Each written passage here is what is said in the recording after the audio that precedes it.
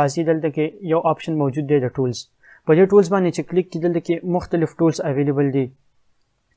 اویلیبل ټولز کې اوس ماته ښایي چې کټیګریز اینڈ ټیکس کنورټر دا یو ټول دی چې دا ټیکس کټیګری ته کنورټ کوي او کټیګری ټیکس ته کنورټ کوي.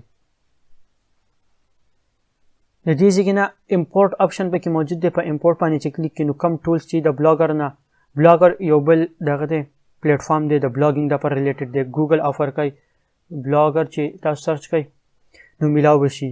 دا هم بل یو CMS دی خو دا موستلی دغه چې دی د بلاګینګ سره ریلیټډ دی. صرف بلاګینګ ویب سایټس پرې باندې جوړېدی شي لکه ای کامرس او دا نور فنکشنالټي کوم چې موږ په ډیمو ویډیو کې لیدلي وو هغه پکې نه، صرف انفارمیټیو بلاګینګ ویب سایټ. دا ګوګل د طرف نه دی نو دا هم که تاسو ایکسپلور کول غواړئ نو که د چا ویب سایټ الریډي په بلاګر باندې موجود او د هغې نه پوسټ کمنټس او یوزرز دا هغه امپورټ کوي نو امپورټ کولی شي.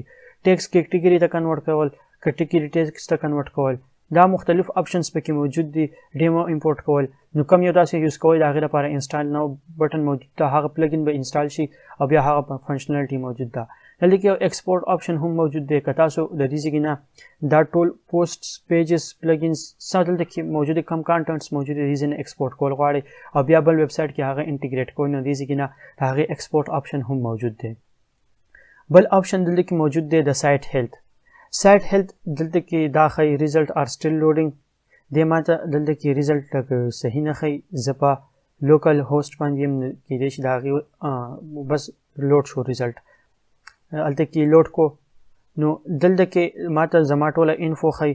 څه مسله به کوي شوډ بي امپرووډ انفو ماته ښایي د ورډپریس باره کې ورډپریس کم ورجن انسټال دی.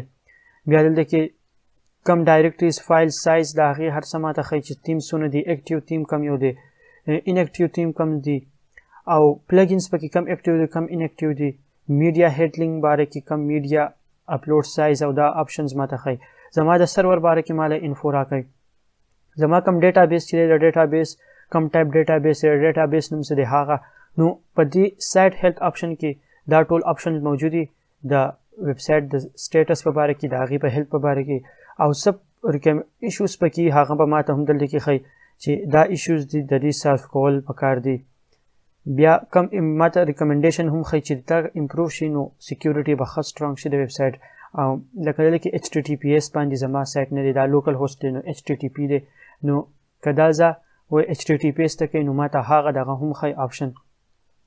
د ټولز کې بل آپشن دی ایکسپورټ پرسنل ډیټا. کم پرسنل ډیټا چې دلته کې کم یوزر دی د هغې کې مطلب کم انفارمیشن پرسنل ډیټا چې دلته کې انسرټ شوي هغه ټوله لکه یوزرس راغلي د هغې رجسټریشن شوی ایمیل ایډریس فون نمبر هغه ټول د دې ځای نه ایکسپورټ کولی هم شو. او ایریز پرسنل ډیټا آپشن مطلب دا دی کم یوزر ډیټا ایریز کول غواړي نو هغې کم یوزر نیم ایمیل چې ټایپ کوي نو دې ځای نه دغه کېږي ایریز کېږي هم. که زه دلته کې دا یو ټایپ کم سینډ پرسنل ډیټا ایکسپورټ کنفرمیشن ایمیل، دا ایمیل زما نه دی په کار، بس سینډ ریکویسټ مې وکړو دلته کې پرسنل ډیټا چې دا دلته کې دا راغله او دا ما ډاونلوډ کړه نو ډاونلوډ فیل شو.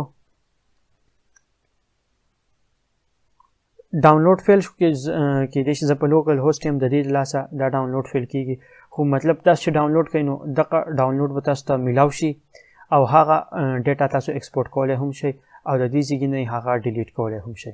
نو دا و د ټولز په باره کې مختلف ټولز اویلیبل دي. ځینې پلګینز تاسو ایډ کړئ نو د هغې آپشن هم بیا دلته کې په ټولز کې اپیر کېدی شي، هغه په پلګین باندې ډیپینډ کوي. خو د ټولز یو سمري وه.